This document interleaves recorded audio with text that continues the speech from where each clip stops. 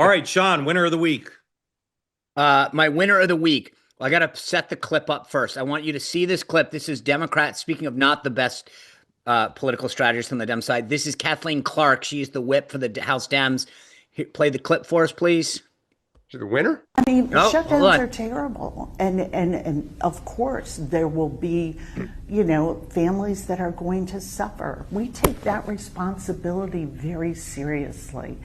But it is one of the few leveraged times we have.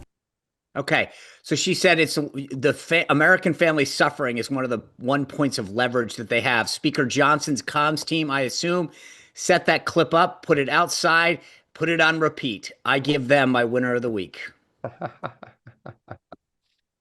Okay. Dan. Okay, I didn't know. I didn't know if you were going to have something. Okay. Sorry. I dropped. Mine is the mayor of San Francisco, Daniel Lurie. Oh, by the way, Trump is not, at least as of now, has announced that he is not going to go into San Francisco with the National Guard here. There was rumors that they were going to do it. Daniel Lurie as again, mayor of San Francisco, made a real effort to not kind of try to be antagonistic with Trump, not to kind of go after him by name, but to kind of keep his head down and do his job. It worked. He leveraged his relationships with the tech community. Just somebody who's going about doing the work of his area and not trying to, be consumed with Trump derangement syndrome.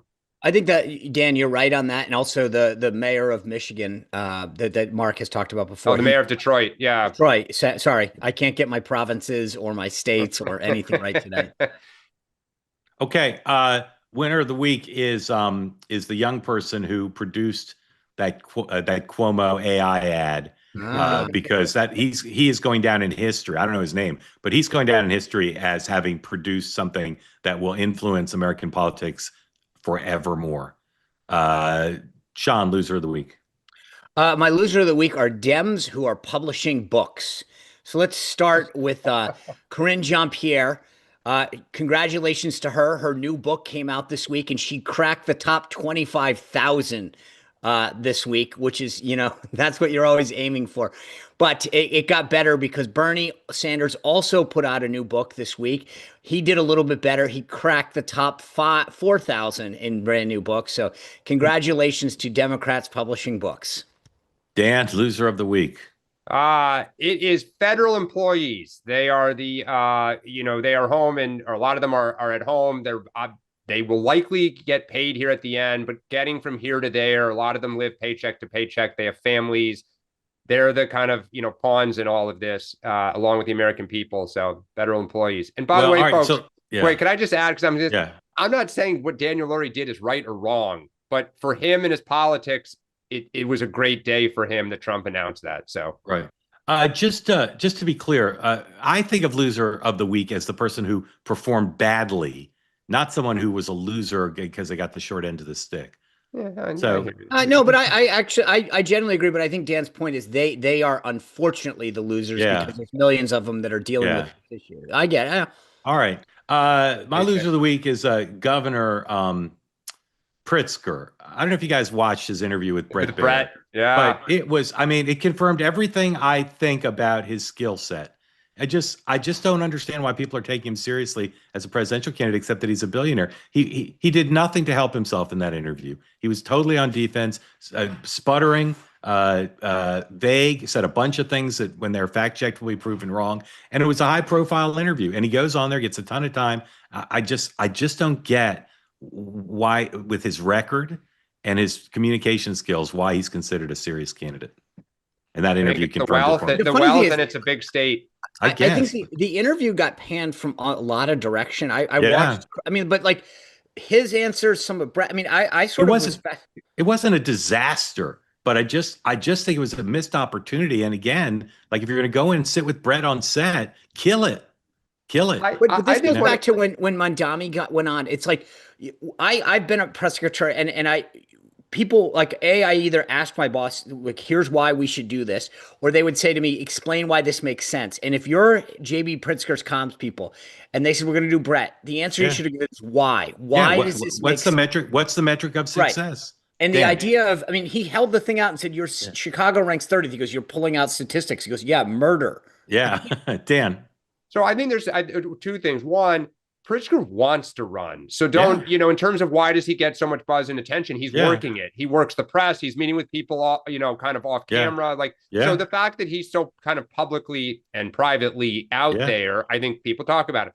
Yeah. Two, one of the things that's emerging with him is he follows, meaning when somebody else does something, then he goes to do it. And that is a sign of a cautious candidate that is kind of not the tip of the spear out there leading. It's early. We'll see. Sean, what are you looking for this weekend? I'm actually looking for Besant. I think priming this meeting with China, any signs that they've got this team over with Jamison Greer. And so what did they say anything that gives us an indication what this Thursday meeting with Xi might look like? That to me is what I want to see movement on. Dan. Do Hakeem Jeffries and or Chuck Schumer endorse Mamdani between now and Monday? I am looking for tonight, a Friday night dump. and what Sunday morning at 8:22. What do they say? Is it how weak or how strong, and what's the reaction of the base? Yeah. So Monday, the DNC committee that's supposed to set the nominating calendar is meeting.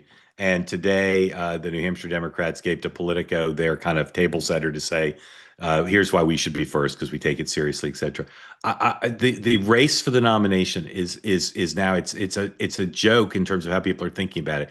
Early states matter, whatever the calendar is. So I'm looking to see where we end up. Again, it's Sunday into Monday, but I'm looking to see the jockeying on this thing over the weekend, because once there's a calendar set, then we can have a serious discussion about who can win the nomination, because who can do well in these states. And so, for instance, is AOC a good candidate for the New Hampshire Democratic Party? I'm skeptical. For instance, that's one example. But would she be for Nevada?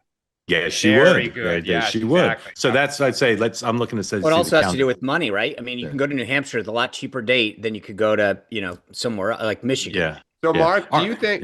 Can I one quick question? Do you think Kamala Harris is trying to influence this?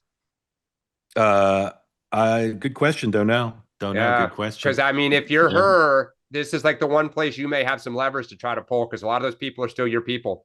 Yeah, absolutely. They say that something that's easy is like a walk in the park. Well, easier than a walk in the park, hit the subscribe button, be part of the two-way community, never miss an episode, be part of our conversations. Thank you for your service to America. And don't forget, you can now listen to the morning meeting and Two-Way Tonight on Apple, Spotify, or wherever you get your podcasts.